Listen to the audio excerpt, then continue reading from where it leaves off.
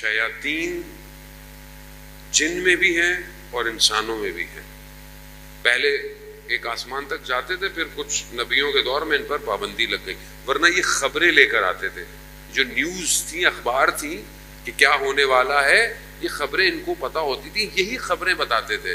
یہ جو فرعون کو بتایا کہ بھائی تمہارے حکومت میں ایک بچہ پیدا ہوگا اور ایسا ہو جائے گا، یہ کس نے بتایا تھا؟ یہ غیبی خبریں تھیں نا. یہ خبریں آتی رہتی تھی اور یہ سلسلہ بہرحال چلتا گیا.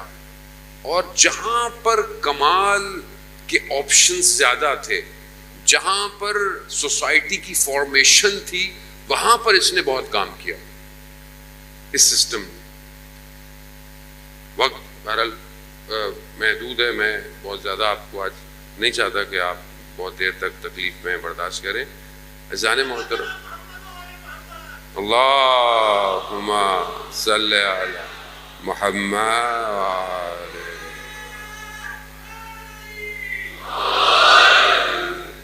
تو پانی بھی دیکھ کے پینا پڑتا ہے، کہیں کچھ اور ہی نہ پلا دیں، اسرائیل کو پیسے نہ چلے جائیں. بھائی صلوات بھیج دیں محمد والے محمد.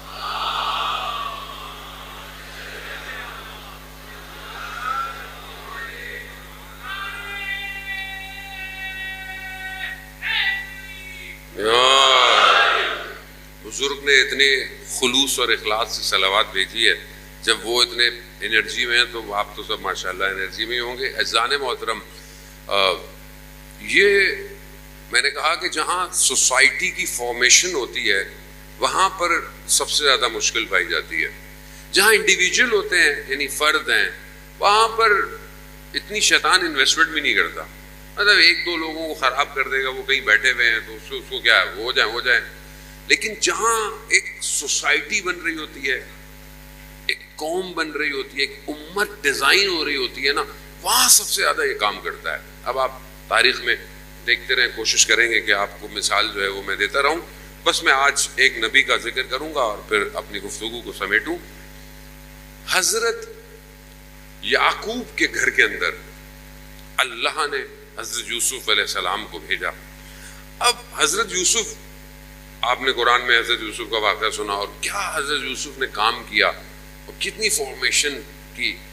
وہیں پر حضرت یعقوب کے گھر کے اندر ہی، ان کی اولاد کے اندر، اس نے جو دوسرا سسٹم تھا، اس نے اپنے آپ کو ڈالا. کیوں؟ یہ جو ایک ہے، ان کو بھی، اب ان کو نہیں پتا کہ وہ کیا بننے والا ہے، لیکن جو پیچھے سے کام کر رہا ہے اس کو پتا ہے کیا بننے والا ہے. کیا کیا؟ کہا یہ تمہارے والد اس سے بہت پیار کرتے ہیں. پہلی چیز کیا کریٹ کی؟ حسد.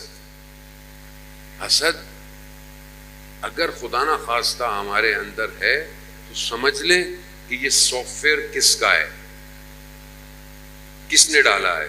ہوتا ہے نا معاشرے میں حسد، جلن، ان کو دیکھو، ان کو دیکھو، ان کو دیکھو. کوئی کسی کی تعریف کر رہا ہو تو میں آپ کو تو نہیں کہہ سکتا، میرے سامنے کسی کی تعریف کی جائے میں کتنی دیر برداشت کروں گا؟ دوست برداشت نہیں کرتے آج کل. اور مولانا کا کہ آپ مولانا کی تعریف کریں، تو مولانا صاحب کیا ماشاءاللہ وہ کیا مجلس پڑھتے ہیں اور دیکھیں اور یہ وہ، تو تھوڑی دیر میں اندر سے آواز آئے گی بھائی میری بھی مجلس سن لو. تو یہ یعنی حسد بہت خطرناک ہے، بہت خطرناک. یعنی شیطان نے ایسا سافٹ ویئر ہے کہ جہاں انسٹال کرتا ہے تو برباد کر دیتا ہے.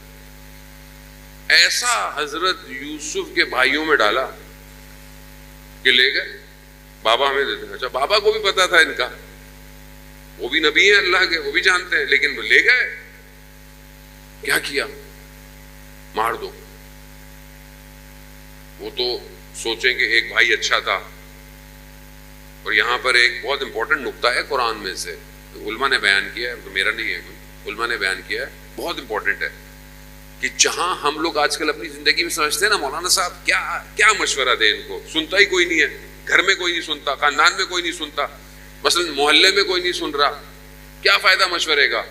نہیں، ایک مشورہ تھا نا، باقی تو سارے خلاف تھے، سب نے کہا مار دو. ایک نے مشورہ دیا، اگر وہ بھی نہیں دیتے تو کیا ہوتا؟ ہوتے حضرت یوسف؟ نہیں، ایک مشورے نے حضرت یوسف کو عزیز مصر بنا دیا.